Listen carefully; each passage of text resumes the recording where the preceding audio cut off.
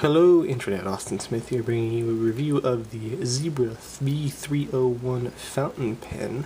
The 301 series is an excellent series of pens and pencils by Zebra, and the V-301 is the fountain pen complement to this line. Let's look at the packaging real quick. It comes in a blister pack. It's usually available at Walgreens, which is very interesting. V-301 fountain. Not particularly new. This has been out for a couple years, maybe even longer. Instant refill to start. That's weird. I actually never noticed that before. And a bonus refill. That's interesting.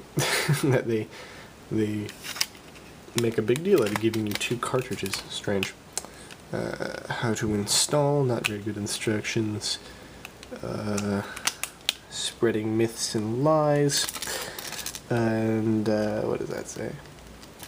That's probably actually true. Cap the pen after use to maintain optimal performance and prevent dryouts. Yeah, actually they should just say it is necessary to cap the pen. Fountain pens tend to not work at that point. The packaging is not much. They do give you 2 cartridges, both in black. They say V-301 on them. They look sort of standard internationally ish, but they are not. They are definitely proprietary Zebra. There should be some cartridges, though. They're similar enough that you could probably hack some existing cartridges out there. I've heard of it being done, and make existing converter and make either a converter or get a cartridge to fit this pen that you can refill, or you can just refill the cartridges it comes with. They come in packs of 2 that are almost the same price as the pen, so you might want to just buy another pen. They are also identical, it appears, to the rolling ball pens that are in the same line, the 301s. I forget what the letter in front of them is, but it should work for both of them, although I don't know. And that might actually be one of the problems with this pen, that it could be using the same ink as the rolling ball, which could be not optimal for fountain pens. So you start at the top. Everything looks quite nice. You have very shiny clips that I have kind of dulled slightly or scratched, and nothing at the top. Very nice stainless steel. I like the look of the Zebra pens. You have an uncustomarily ugly grip though, but it's still not that bad. You have the name of the pen, tells you that it's a fountain pen, just like this tells you that it's a ballpoint. And it's a nice stainless steel barrel, fairly big. For the Zebra pens, it's fairly big. For a fountain pen, it's about average size, maybe slightly bigger. And then you have the back is just a piece of black plastic where the cap for the cap to click onto. The cap is kind of difficult to get off. Gotta fiddle around with it.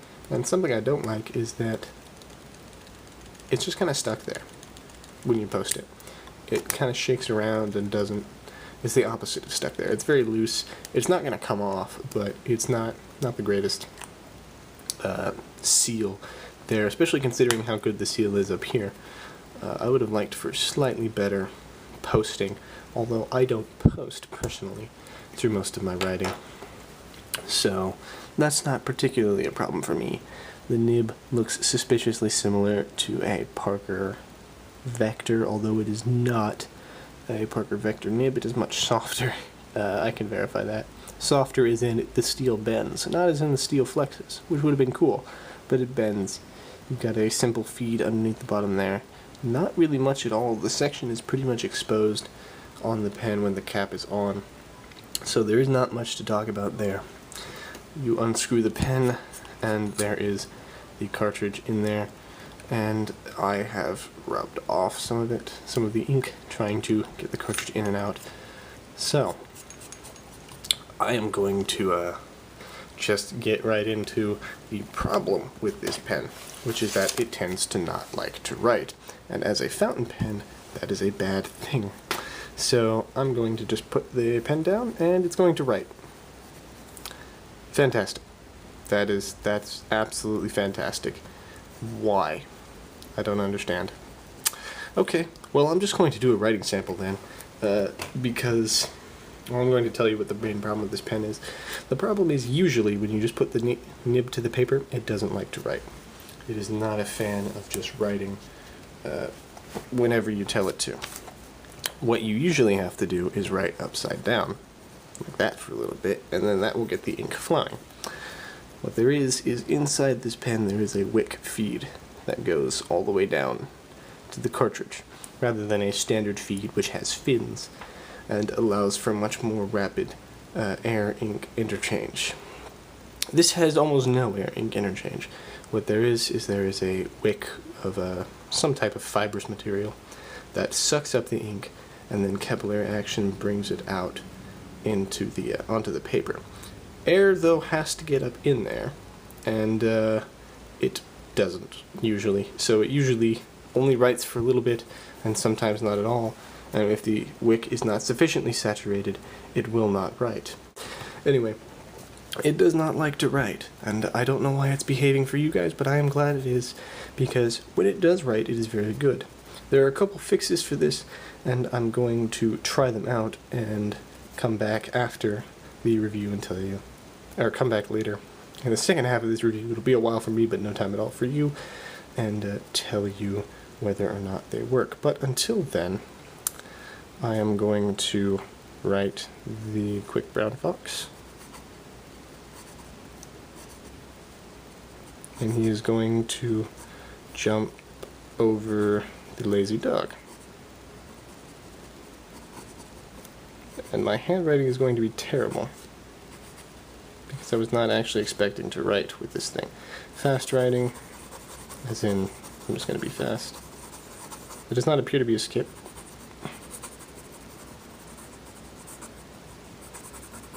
Pretending I'm actually writing something there.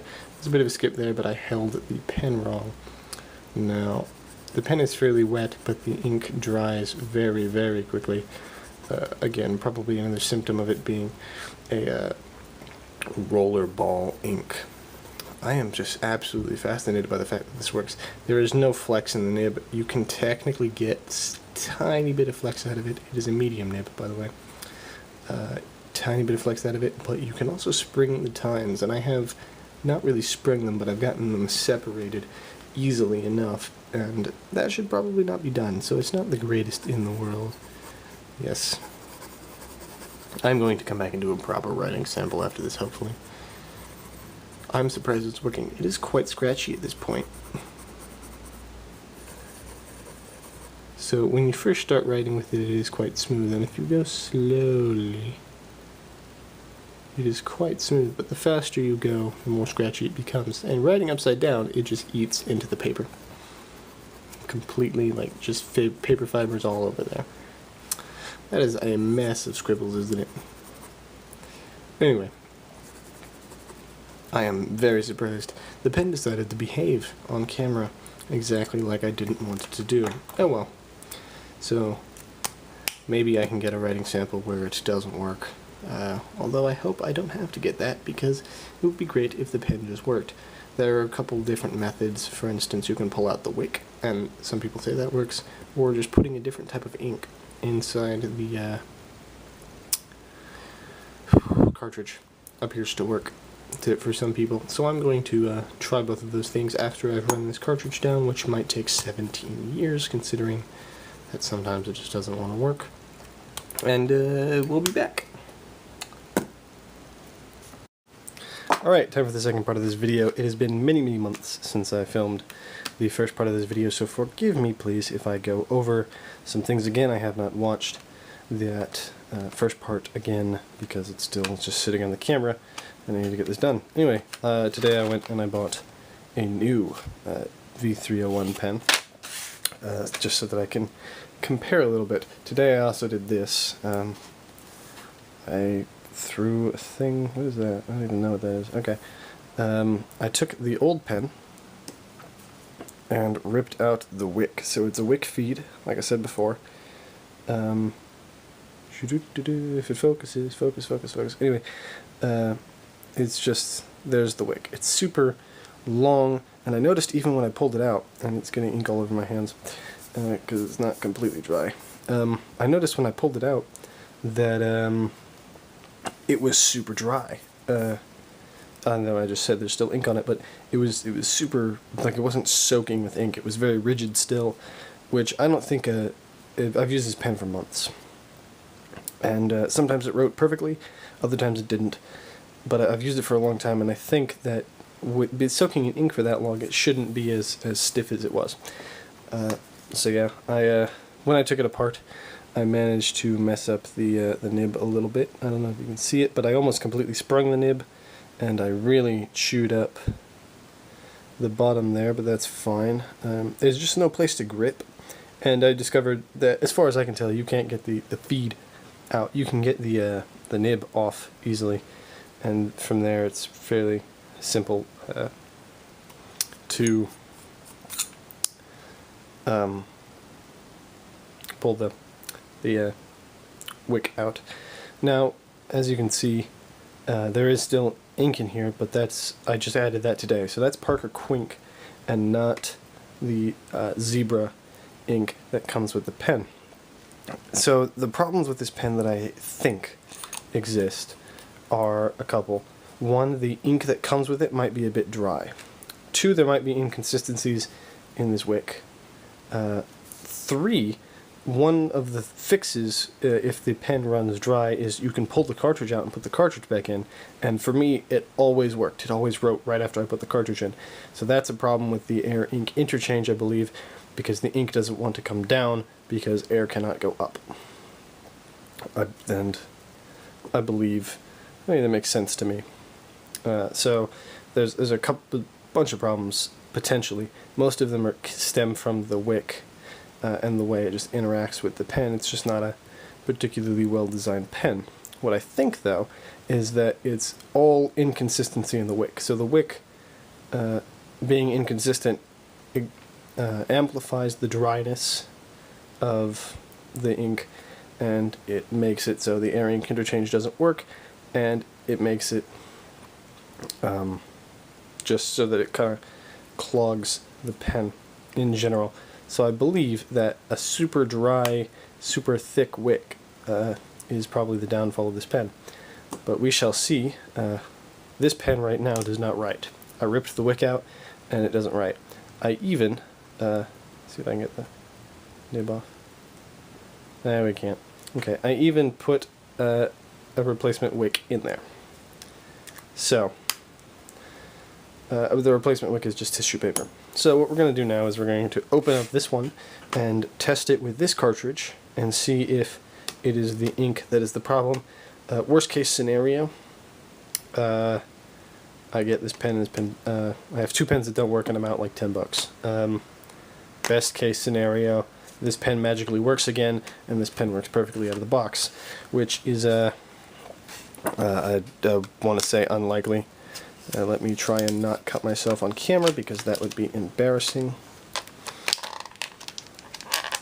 Alright, there we go. Thank you, knife. Alright, so here's a brand new one. Looking nice. I already got a fingerprint on the fingerprint magnet right there. Anyway, we open the pen up, and everything looks the same. There is the wick, you can see it.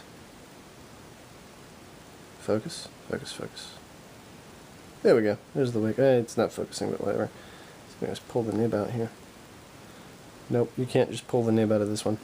So what I'm going to try and do is take this Parker Quink cartridge that I have from over here, pop that off.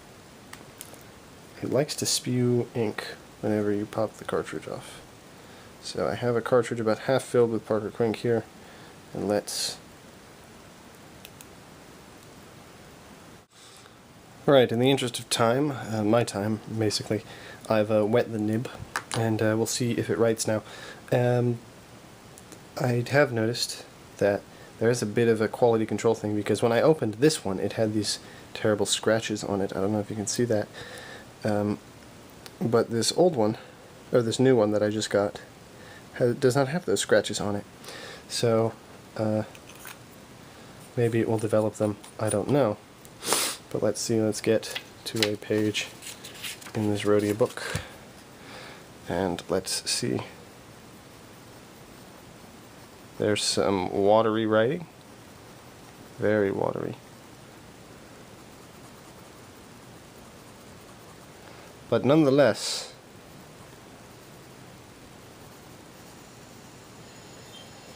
it is writing. Appears I need to write at an angle that I can't get because there's a tripod right here in my way. It likes very high angles. Hello. My name is blank. Real quick, here is my replacement wick. Focus.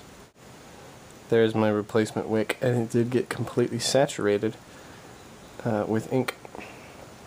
And it just didn't want to write. Also, here's what the nib looks like, just taken out. It's the pen. Interesting nib design there. Alright, so let's see if I can write. Bit of a hard start there.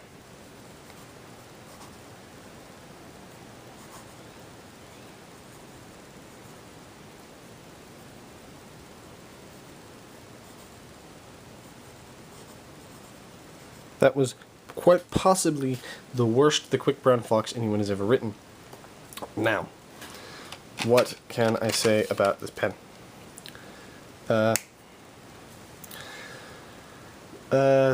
It's just got a bunch of problems. My initial review, I think, has not changed. So what can be said about this Zebra pen? It's, I guess it works. It works for some people. It hasn't worked for me, I gotta say. It's finicky.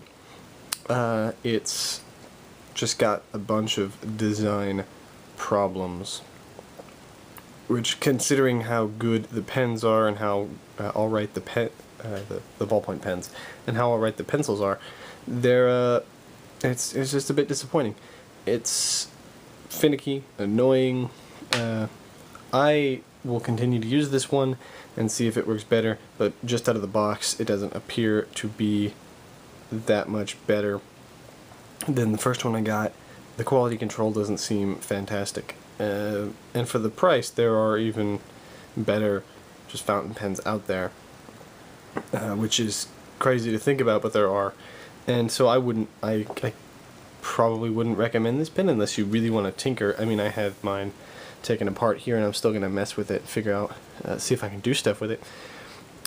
It's kind of like a problem that can be worked on and figured out, and that's nice. And if that's what you want to do, if you want to try and figure out how to make the pen work well, it's a fun exercise. It's a fun thing to try and do, but it's not a very good pen. I wouldn't give it as a gift. I wouldn't recommend it, especially to people who have never used fountain pens before. And if you want just a fountain pen that works and you don't have the time for one that doesn't, potentially, this is not the pen for you. I mean, I went and bought two, so I obviously am not that type of person. So I'm completely fascinated by the pen, and I want to try and make it work. And so if you're like that, it's a good pen to try and make work. Of course, you could also just get one that works right away. That happens to some people too. So who knows? It's inconsistent, and it's really not worth the time. Bye.